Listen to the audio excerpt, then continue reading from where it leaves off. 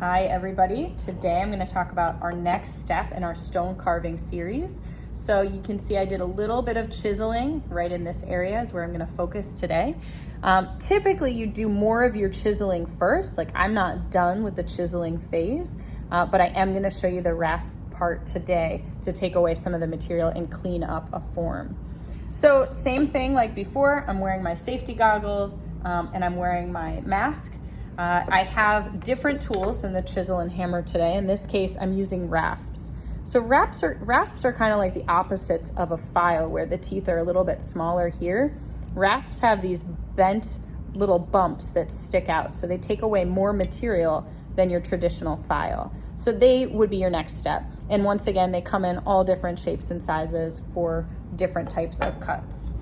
So what I can do is still use my bench pin. And basically it looks like sanding or filing down the surface of my stone.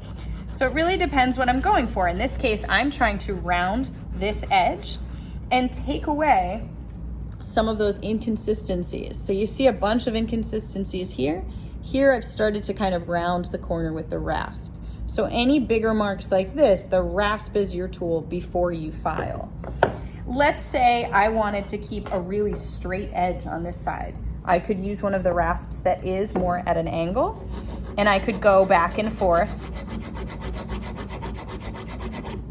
until I get more of an angled edge with that piece. Okay, so you can see I'm starting to change the look of the stone. This is some cool negative space that's coming out. I have a long way to go, but just like before, once you're done with the rasps and what you're doing for that day, we are using our dustpan to clean up, and then one person at your table will be sponging as well.